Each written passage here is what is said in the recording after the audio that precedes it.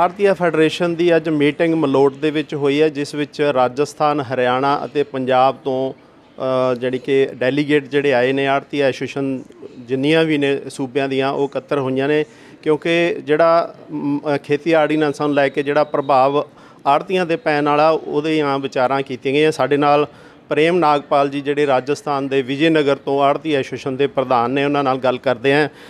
ਪ੍ਰੇਮ ਜੀ, ਤੁਹਾਡਾ ਸਵਾਗਤ ਹੈ ਸਾਡੇ ਚੈਨਲ ਪ੍ਰਾਈਮ ਪੰਜਾਬ ਨਿਊਜ਼ 'ਤੇ। ਇਹ ਅੱਜ ਦਾ ਜਿਹੜਾ ਮੁੱਦਾ ਹੈਗਾ, ਕਾਫੀ ਜਿਹੜੇ ਕਿਸਾਨਾਂ ਦੇ ਨਾਲ ਮਜ਼ਦੂਰ, ਮਨੀਮ, ਆੜ੍ਹਤੀਏ, ਉਹਨਾਂ ਨੂੰ ਫਿਕਰ ਲੱਗਿਆ ਪਿਆ। ਉਹਦੇ ਵਿੱਚ ਆੜ੍ਹਤੀਆ ਜਿਹੜਾ ਉਹ ਵੀ ਆਉਂਦਾ। ਆੜ੍ਹਤੀਆ ਅਤੇ ਕਿਸਾਨ ਦਾ ਰਿਸ਼ਤਾ ਇਸ ਤਰ੍ਹਾਂ ਦਾ ਹੈ ਵੀ ਜਿਸ ਤਰ੍ਹਾਂ ਤੁਸੀਂ ਤੁਹਾਡੇ ਵਿਚਾਰ ਜਿਹੜੇ ਸੁਣੇ ਹੈ ਵੀ ਅਗਰ ਕਿਸੇ ਕਿਸਾਨ ਨੂੰ ਲੋੜ ਪੈਂਦੀ ਹੈ, ਚਾਹੇ ਉਹ ਬਿਮਾਰ ਹੈ, ਚਾਹੇ ਉਹਦੀ ਕੋਈ ਬੇਟੇ ਦੀ ਸ਼ਾਦੀ ਕਰਨੀ ਹੈ, ਤਾਂ ਉਹ ਆੜ੍ਹਤੀਏ ਵੱਲ ਭੱਜਦਾ। ਇਹ ਸਿਸਟਮ ਨੂੰ ख़त्म कर रही है सरकार। की विचार ने ਤੁਹਾਡੇ? ऐसे भाई साहब, आड़तिया मजदूर और किसान ये एक दूसरे की बड़ी मजबूत कड़ी हैं और 70 साल से अपने देश में एक ताना बाना बुना हुआ है। अगर किसान के घर बेटी की शादी है तो आड़तिया उस बेटी का भाई बनकर उसकी शादी में खड़ा हो जाता है, उसके सुख दुख में काम आता है।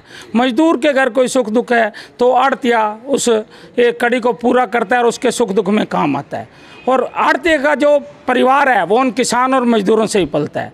सरकार की नज़र अब आड़तिया मजदूर और किसान की कड़ी को तोड़कर अपने देश की सारी कृषि व्यवस्था, जो कि कोरोना में उद्योगपतियों ने देखा कि कृषि व्यवस्था ही एक प्लस में चल रही है, बाकी सब सेक्टर उनके फेल हो चुके थे, तो अब उन्होंने ये चाल चली है बहुराष्ट्रीय कंपनियों अडानी, अंबानी और केंद्र सरकार ने कि वो इस सिस्टम को ख़त्म करके आड़ती को अगर ख़त्म कर देंगे तो किसान और मजदूर अपने आप ख़त्म हो जाएगा और देश की कृषि पर बड़े उद्योगपति कब्जा करना चाहते हैं। इसीलिए 3 ऑर्डिनेंस लाए गए हैं इस देश की कृषि व्यवस्था को ख़त्म करने के लिए, इस देश के सामाजिक ताने बाने को ख़त्म करने के लिए ही ये कार्य किए जा रहे हैं।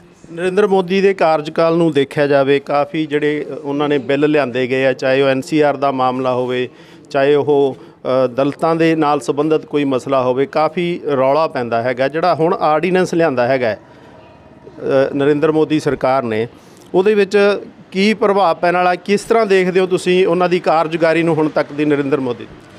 ਐਸੇ ਵੈਸੇ ਜਿਹੜੇ ਆਰਡੀਨੈਂਸ ਲਏ ਗਏ ਹੈ, ਇਹਨਾਂ ਦੇ ਨਾਲ बड़ी वड्डी चाल है ਇਹਦੇ 'ਚ भाई साहब। ये कोई सिर्फ किसान व्यापारी ਨੂੰ नहीं खत्म, देश की ਜਿਹੜੀ संपदा हैगी अपनी ਜਿਹੜੀ उपजाऊ भूमि है, ਜਿਹੜੇ ਵੱਡੇ ਉਦਯੋਗਪਤੀਆਂ ਦੀ ਨਜ਼ਰ ਹੈਗੀ ਉਹ ਇਸ ਉਪਜਾਊ ਭੂਮੀ ਨੂੰ ਹੜਪਣਾ ਚਾਹੁੰਦੇ ਹੈ। ਉਹਦੇ 'ਚ ਸਭ ਤੋਂ ਵੱਡੀ ਕੜੀ ਉਹਦੇ ਵਿੱਚ ਆ ਰਹੀ ਹੈ ਆੜਤੀਆ। ਆੜਤੀਆ ਹਰ ਸੁੱਖ ਦੁੱਖ 'ਚ, ਫਸਲ 'ਚ ਕਿਸਾਨ ਦੀ ਮਦਦ ਕਰਦਾ ਹੈ ਤੇ ਉਹ ਕਿਸਾਨ ਨੂੰ ਕਦੇ ਵੀ ਜ਼ਮੀਨ ਨਹੀਂ ਵੇਚਣ ਦਿੰਦਾ। ਤੇ ਜਿਹੜੀ ਵੱਡੀ ਕੰਪਨੀ ਹੈ ਇਹ ਆੜਤੀ ਨੂੰ ਪਹਿਲੇ ਖਤਮ ਕਰਕੇ, ਮਜ਼ਦੂਰ ਨੂੰ ਖਤਮ ਕਰਕੇ ਤੇ ਇਸ ਜ਼ਮੀਨ ਨੂੰ ਹਥਿਆਣਾ ਚਾਹੁੰਦੇ ਹੈ। ਤੇ ਨਰਿੰਦਰ ਮੋਦੀ ਦੀ ਸਰਕਾਰ 'ਚ ਜੋ ਵੀ ਫੈਸਲੇ ਹੋਏ ਹੈ ਉਹਦੇ 'ਚ ਇਹਨਾਂ ਨੇ ਹਰ ਤਰਫੋਂ ਬਹੁਰਾਸ਼ਟਰੀ ਕੰਪਨੀਆਂ ਤੇ ਜਿੰਨੇ ਵੀ ਵੱਡੇ ਉਦਯੋਗਪਤੀ, ਸਪੈਸ਼ਲ ਅਡਾਣੀ ਤੇ ਅੰਬਾਣੀ, ਜਿਨ੍ਹਾਂ ਨੇ ਇਹਨਾਂ ਦੀ ਸਰਕਾਰ ਬਣਾਉਣ ਵਾਸਤੇ ਕਹਿੰਦੇ ਹਜ਼ਾਰਾਂ ਕਰੋੜ ਰੁਪਏ ਚੰਦਾ ਦਿੱਤਾ, ਉਹਨਾਂ ਨੂੰ ਫਾਇਦਾ ਪਹੁੰਚਾਉਣ ਦਾ ਕੰਮ ਕੀਤੀ ਜਾਂਦੇ, ਉਹਨਾਂ ਦੇ ਦਲਾਲ ਬਣੇ ਹੋਏ ਹੈ, ਨਾ ਕਿ ਇਹ ਦੇਸ਼ ਦਾ ਭਲਾ ਕਰ ਰਹੇ। ਨਰਿੰਦਰ ਮੋਦੀ ਸਰਕਾਰ ਜਿਹੜੇ ਉਹਨਾਂ ਦੇ ਬਿਆਨ ਵੀ ਸੁਣੇ ਹੈਗੇ, ਨਰਿੰਦਰ ਮੋਦੀ ਆੜ੍ਹਤੀਆਂ ਨੂੰ ਵਿਚੋਲੀਆ, ਚੋਰ, ਇਸ ਤਰ੍ਹਾਂ ਦੇ ਸ਼ਬਦਾਂ ਦੀ ਯਾਨੀ ਕਿ ਵਰਤੋਂ ਕਰਦੇ ਆ। ਕੀ ਕਹਿਣਾ ਚਾਹੋਗੇ? ਇਹ ਤਾਂ ਬੜੀ ਸ਼ਰਮਨਾਕ ਗੱਲ ਹੈ ਵੀ ਪਹਿਲੇ ਤਾਂ ਦਲਾਲ, ਫਿਰ ਅਸੀਂ ਵਿਚੋਲੀ ਹੋ ਗਏ, ਹੁਣ ਅੱਜ ਕੱਲ੍ਹ ਸਾਨੂੰ ਕਾਲਾ ਬਾਜ਼ਾਰੀਆ ਹੋਰ ਕਹਿਤਾ ਜਾਂਦਾ ਜੀ।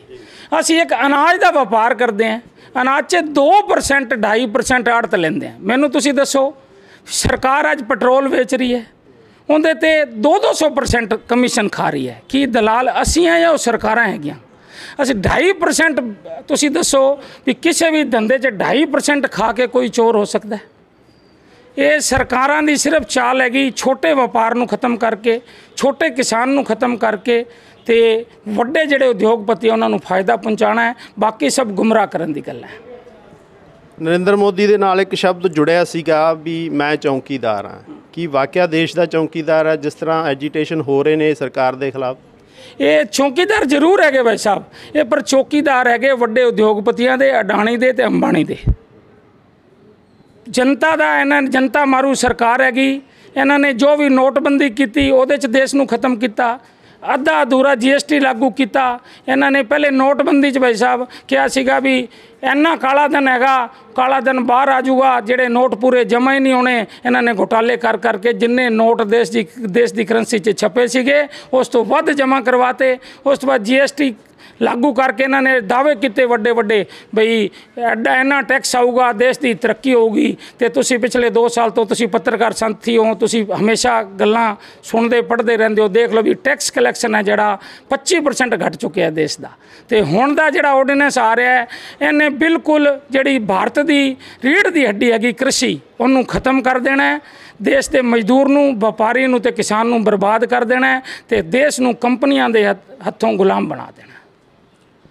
ਇਹ ਸਨ ਸਾਡੇ ਨਾਲ ਪ੍ਰੇਮ ਨਾਗਪਾਲ ਜੀ, ਜਿਹੜੇ ਰਾਜਸਥਾਨ ਦੇ ਵਿਜੇ ਨਗਰ ਤੋਂ ਆੜਤੀਆ ਐਸੋਸੀਏਸ਼ਨ ਦੇ ਪ੍ਰਧਾਨ ਨੇ। ਤੇ ਕਾਫੀ ਇਹਨਾਂ ਦੀ ਤਕਰੀਰ ਜਿਹੜੀ ਹੈਗੀ ਹੈ, ਆੜਤੀਆ ਡੈਲੀਗੇਟ ਜਿਹੜਾ ਅੱਜ ਬੁਲਾਇਆ ਗਿਆ ਹੈਗਾ, 3 ਰਾਜਾਂ ਦੇ ਜਿਹੜੇ ਆੜਤੀਆਂ ਇੱਥੇ ਪਹੁੰਚੇ ਹੋਏ ਨੇ, ਕਿਉਂਕਿ ਖੇਤੀ ਆਰਡੀਨੈਂਸ ਨੂੰ ਲੈ ਕੇ ਜਿਹੜਾ ਪ੍ਰਭਾਵ ਆੜਤੀਆਂ 'ਤੇ ਪੈਣ ਵਾਲਾ, ਕਿਸਾਨਾਂ ਤੇ ਮਜ਼ਦੂਰਾਂ ਮੁਨੀਮਾਂ ਦੇ ਨਾਲ ਨਾਲ ਆੜਤੀਆਂ 'ਤੇ ਜੋ ਪ੍ਰਭਾਵ ਪੈਣ ਵਾਲਾ, ਉਹਦੇ ਲਈ ਅੱਜ ਇਹ ਇਕੱਠੇ ਹੋ ਕੇ ਰਣਨੀਤੀ ਘੜ ਰਿਹਾ ਕਿਸ ਤਰ੍ਹਾਂ ਸਰਕਾਰ ਨੂੰ ਝੁਕਾਇਆ ਜਾ ਸਕਦਾ ਹੈ। ਇਹਨਾਂ ਦੀ ਤਕਰੀਰ ਜਿਹੜੀ ਹੈਗੀ ਆ ਅੱਜ ਸੁਣੀ ਅਸੀਂ ਅੰਦਰ, ਤੇ ਕਾਫੀ ਜੋਸ਼ ਦੇ ਵਿੱਚ ਸੀ, ਕਿਉਂਕਿ ਜਦੋਂ ਕਿਸੇ ਦੀ ਰੋਟੀ ਨੂੰ ਖੋਇਆ ਜਾਂਦਾ ਤਾਂ ਉਹ ਵਿਅਕਤੀ ਆਪਣੇ ਹੱਕ ਲੈਣ ਲਈ ਮਜ਼ਬੂਤੀ ਨਾਲ ਖੜਾ ਹੁੰਦਾ ਤੇ ਲੋਕਾਂ ਨੂੰ ਵੀ ਲਲਕਾਰਦਾ ਹੈ।